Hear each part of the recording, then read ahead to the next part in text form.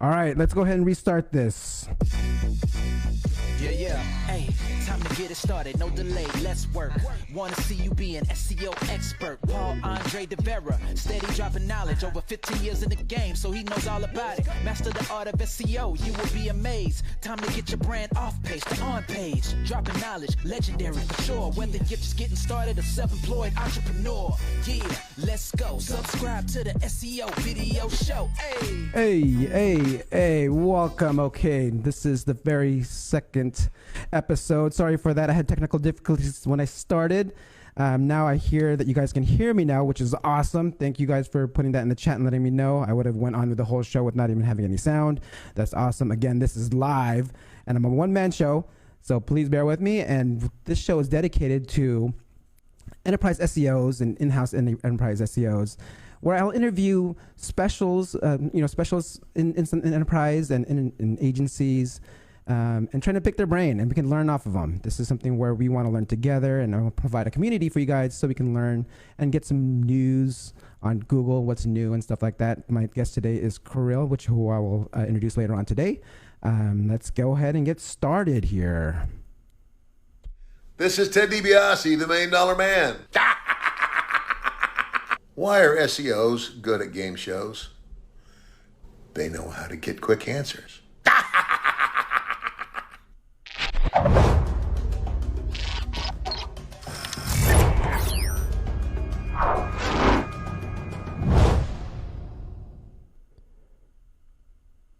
Welcome back. So today's first story is the SEO 2020 jobs report put out by Backlinko. It's a pretty interesting report. It has the average salaries of current SEOs, skills that employees look for, and industries that hire the most SEOs. So this is something that you should check out. The short link to it is the seo.video/jobs.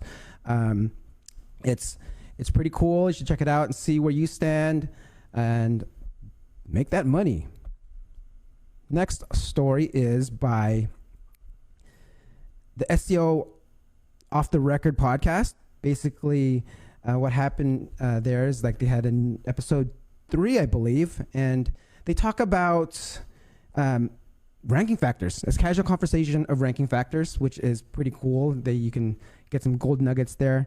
I didn't want to play that because I have a lot of content coming up with Kirill, so let's go ahead and keep moving forward. We have next is another one by the SEO myth busting episode 2 is out.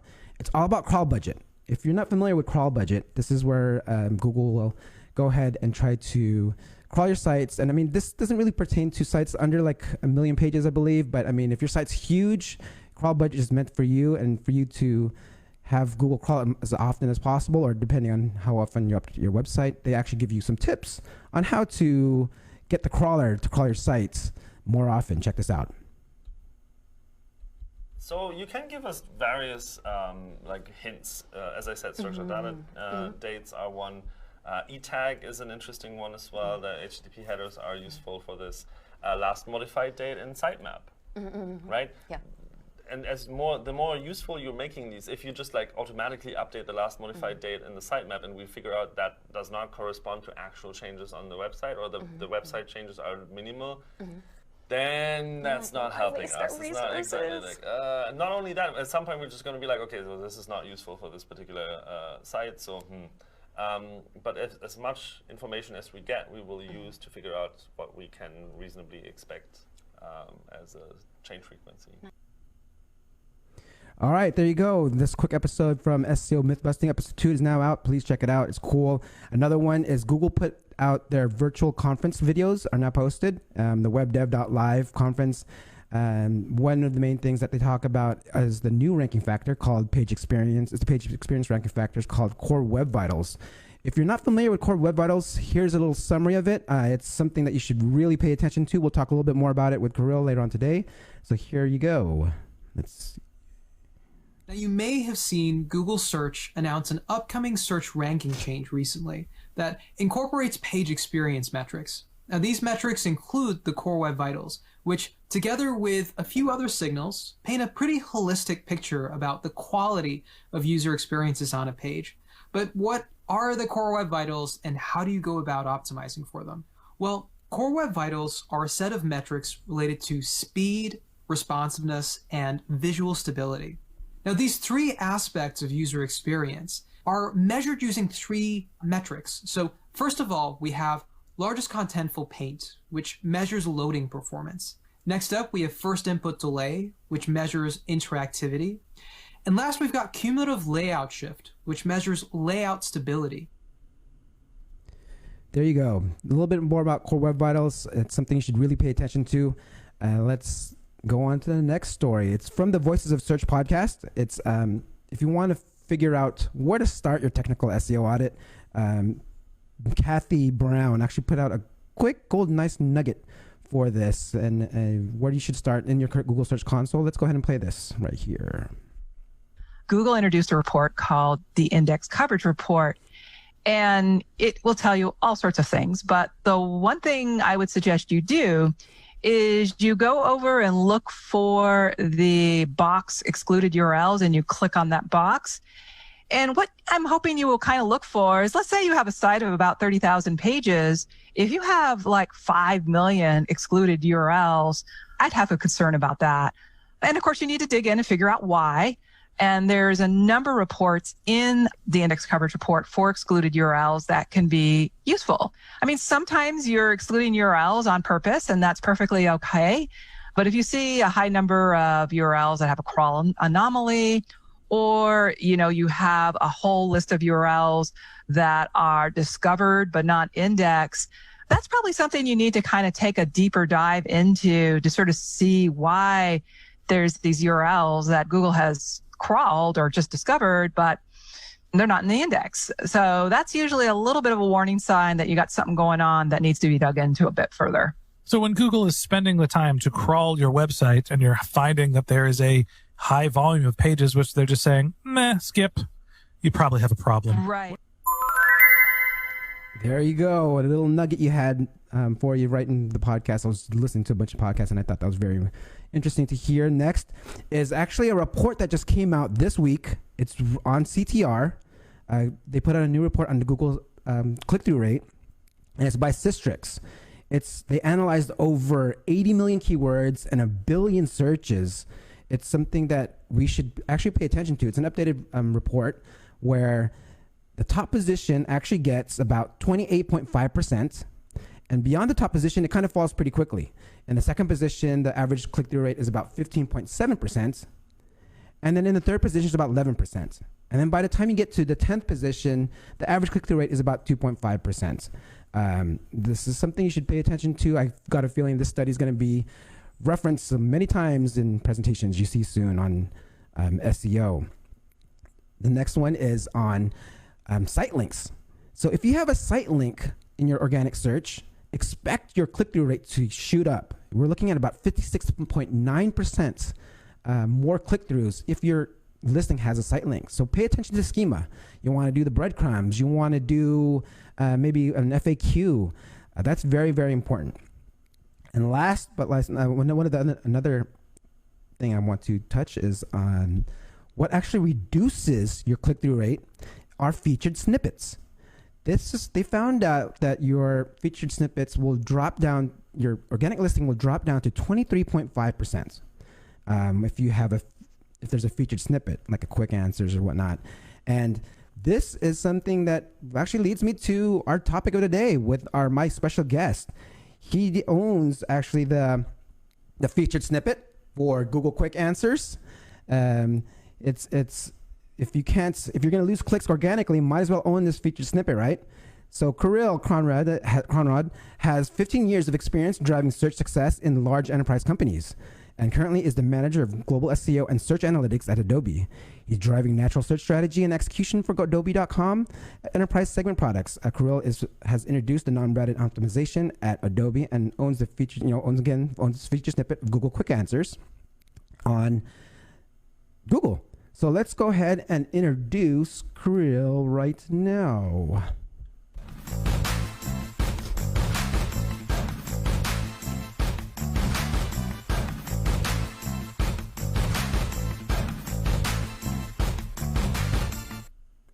Kirill, how's it going? How you doing, man?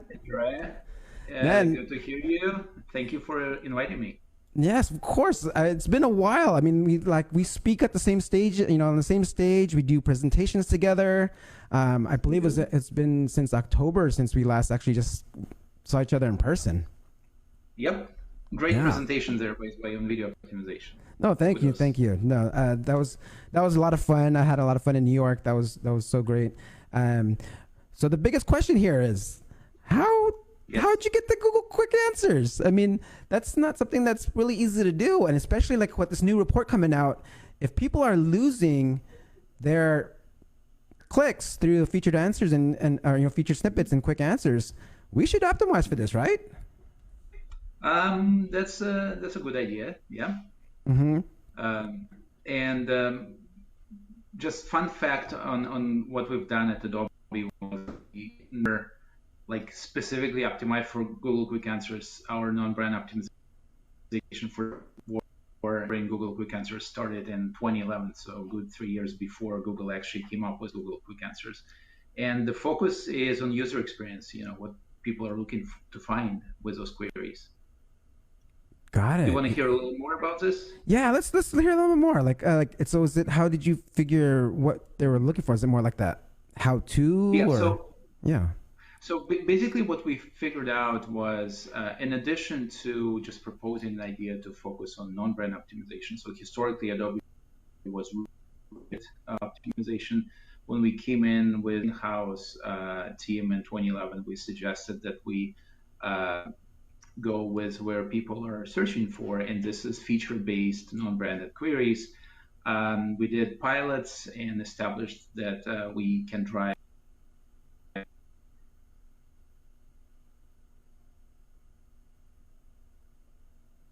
Oh, I think I lost you there, Kirill.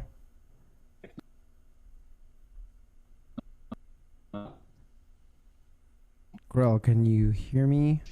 So those were the main areas that drove the decision to build those how-to pages. And then when Google introduced in, September 2014, the Google Quick Answers, we got in. So we kind of preemptively optimized for user experience, but when Google came up with it, we were there. Got it. Okay, so that's good. Kirill, can you hear me okay? Are you? Yeah. Okay. I hear you well. All right, so let's go ahead. That's some good stuff. I mean, I might have missed out a couple things there, but let's see. So like right now, Adobe's a huge company, a lot of properties there, and then so what are your like special areas now that you're kind of focusing on at Adobe?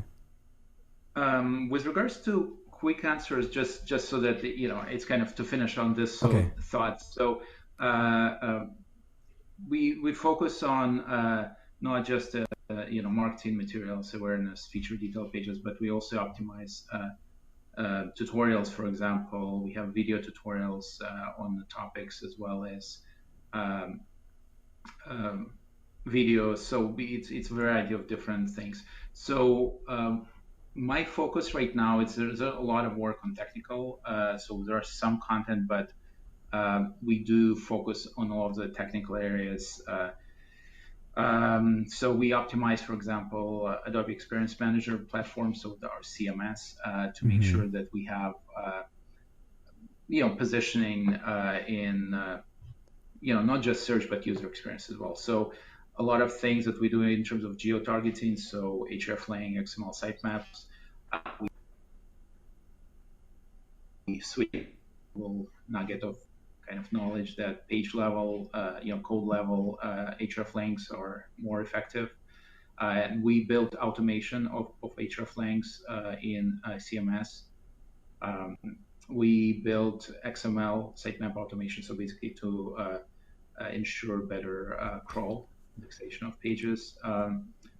Schema automation, as are things that we're working. Yeah, go ahead. Oh no, I want to pause you there for hreflang. I mean, I'm also a global SEO person who manages a lot of global properties, and then hreflang and sitemaps becomes a big challenge. When you said in Adobe Experience Manager, particularly, how are you doing? Is that within Adobe Experience Manager where it's automatically updating, or you're doing a custom? Is there any content out there that I can look up on, say, the XML automation part and the hreflang part for Adobe? Is that something you guys are doing in-house, like custom built, or? Yeah. So this is an engineering team that we work with it's kind of a layer of it's a code base of Adobe AM that we tool to get the best SEO performance from. So things like XML automation and the hreflang schema automation, those are all projects that we run with the engineering team. Got it. Okay, so it's all custom. It looks like I got a question here from the community, which says here, let's send it out. Okay, this is having a little technical difficulties here, but the question is, have you ever had Google display a wrong web property in search results in a different country, even if the proper tagging is in place? So is that normal? Yeah. Well, I wouldn't say it's normal, and Google is actually admitting that it's not. I think Gary Ilyash talked about this last October, that the hreflang is not optimal, that Google misses it sometimes. So like any other software, you would have areas where it's not optimal, it's not 100%. So yeah, we do have it. Okay. Sometimes it would be we try to tune it in so that we don't have any errors, and obviously clean code helps. Like page level code we did test versus hreflang XML sitemaps, and it proved to be around 40% better results for us in terms of corresponding traffic. So there are ways to improve for Google, but whatever we can do, we do, but we still see errors, of course. Oh yeah, that's good to know. Errors, I mean mismatches. What I mean by errors is mismatches. So Google is still all confused. So you're talking about FAQ schema now? Like you actually are seeing some nice lifts on FAQ schema? Is that something? Yes. So we're testing a lot of schemas on the site, and not just Adobe.com marketing, but also we are testing our tutorial site. We're testing community sites, so user-generated content. We're testing schema. It helps Google understand content a little better. So FAQ schema, we did quite a few of pilots with that. 20% plus click and impression lifts there. Wow. How to, we see very good lifts there, 30+% increase in clicks. So how to was very good idea to test. Also how to with emoji. So this is like brand new thing where the steps, like images. So like if you open the file, you would have an image of the folder, etc. So it's getting CTR lifts for us. Nice. Yeah. So how are you deploying schema? Are you going on page? Are you going through like a tag manager, or are you, is it one by one? Great question. So for pilot, Google is don't spam us with schema. So they don't like to have schema all over the place, whatever you can imagine, right? So the goal with schema for us and for Google is to present a kind of presentation and SERPs that improve the user experience, right? So what we do with pilots, select pages we want to test the schema on, and we test different schema types, and whatever helps our users with getting them to the site, matching their intent to our content, we do go with that. So for pilots, we actually build this kind of drop zone in AEM that allows us to drop schemas on specific pages. So we select geos where we want to test, and we test it there. So that's one aspect. And then now we are automating schema generation. So basically, it's also AEM, so that we can tag areas of the page to say, here's for example, this is a question answer, or how to, here's how to, header and steps. and then it automatically propagates in geos and grabs right country language content in the schema. Nice. So is that a custom built function that you guys are doing? Can other AEM customers get to use that? This is a tricky question, Dre. So we built it ourselves with our engineering teams. I'm sure other companies can do similar things with AEM or other CMS as well. I mean, it's not. I don't think it's too complex. I mean, we were able to, for example, the automation of schema, that's a quarter-length project for engineering to build. So it's not like it's going to take a year to do. Got it. Yeah, this is something that I'm really looking into myself. So I mean, with any other current big projects you're working on, what's some special focuses that you're doing now? Is there anything with any other things besides that we already talked about? Yes. So we work a lot on performance optimization. Yeah. So various teams obviously there. And focus, we obviously want to make sure that pages are loading, but also specifically, first contentful, paint, interactive elements. And what we are observing is that it's not only SEO play. For some pages, we saw as much as 90% plus in the decrease in bounce rates. So, and conversion increase when people actually are on the page. So it's actually helping user experience as well as SEO. So in performance, we want to make sure that we dial in the new core web vitals. I'm not going to go in depth with you. You just shared some links or some content before me. But yeah, the focus is largest contentful paint, the optimizing loading performance, measuring interactivity, first input delay, and then visual stability with cumulative layout shift. So those are all big areas for us to prep for 2021. Yeah, that's something very interesting. I mean, there's been a lot of talk about that. I've been seeing everyone's been putting out videos and writing up content on it. It's going to be page experience is going to be a ranking factor, right? I mean, we know that page speed is, and all the technical stuff. That's always been around, but I guess it's going to be more focused, and they're going to actually have it for sure become a ranking factor. One of the news pieces I shared is this new click-through rate study. And I know you mentioned that you are actually doing some CTR optimization as well, right? I mean, this is something that you're working on. So we actually, I wanted to send some kudos for a great presentation on title tag optimization. So Cyrus from Moz presented on SMX Next on title optimization. So we, in how-to tutorials, you can test something like, how to do this 5 easy steps or something that will grab people's attention. Another one is, putting resolved in titles of pages that talk about, issues for customers, maybe, things like that to improve CTR. And historically, we've done some tests for example, including a brand name at the beginning of meta description tag worked really well for us in terms of CTR. So yeah, we're investing into testing. So actually adding your brand name in the meta description, it could actually, you said that?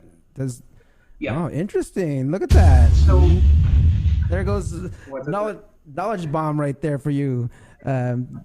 Think about that, guys. Be sure to include your brand name in your meta descriptions. It's something I don't personally do, but I mean, I put in the meta title, but yeah. I'll correct you. Be sure to test it because it's not.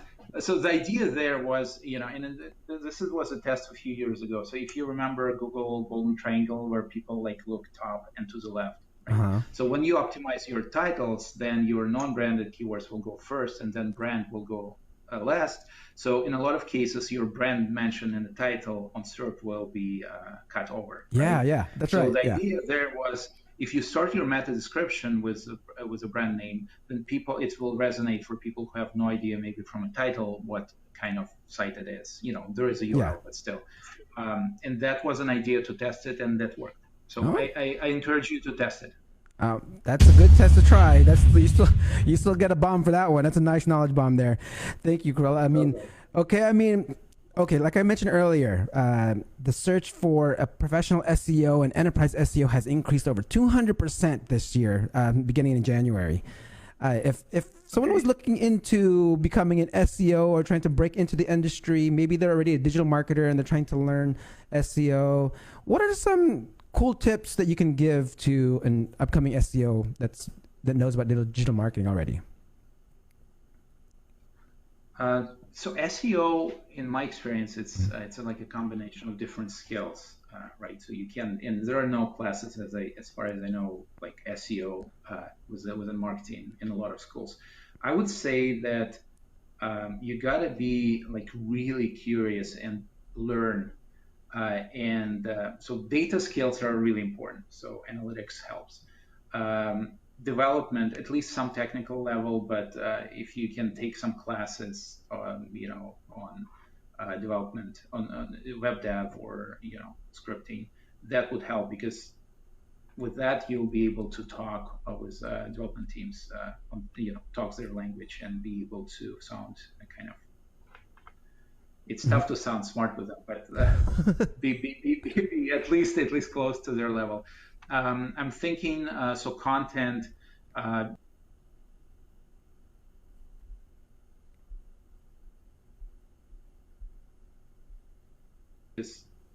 With that, you'll be able to talk with development teams. Are you there? Looks like we may have a little cutoff.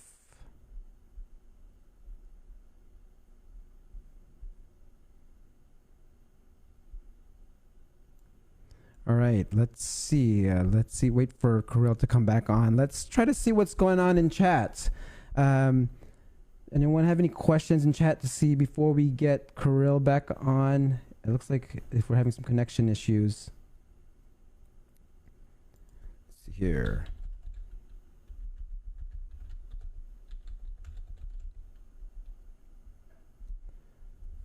Doesn't look like we have Kirill coming back on here. We're coming at the 30-minute mark. I want to maybe give him like one more minute. But one thing, if we don't get him back, I do want to share something. As you see on the introduction, Kirill's an SEO rock star. There's something where I kind of search videos of the person I'm interviewing and wanting to see, or even like search some older SEO videos to kind of talk about it and see if it still works today. But this one, I actually found a video of Kirill about 10 years ago, and he is an SEO rock star. I mean, he plays music and he has a band, and I want to go ahead and play that for you guys before, if I don't see him. But let's see.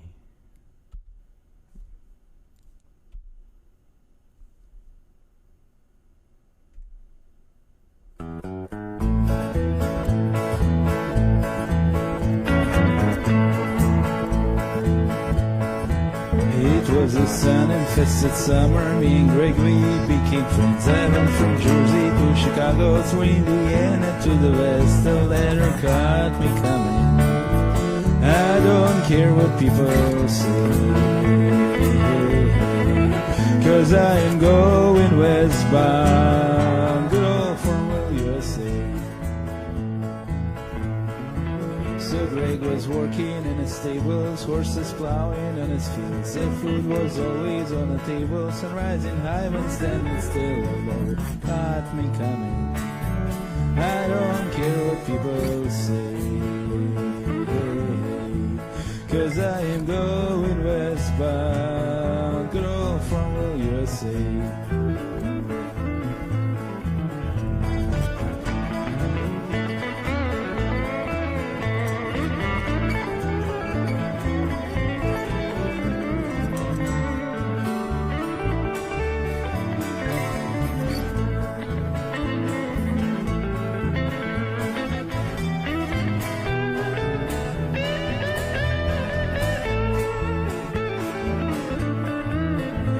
like to see a river flowing, like to fertilize my crops and feel this green when rain is falling, 'cause they're eating till they drop a letter, caught me coming. I don't care what people say, 'cause I am going westbound, girl from USA. 'Cause I am going westbound, girl from USA. 'Cause I am going westbound.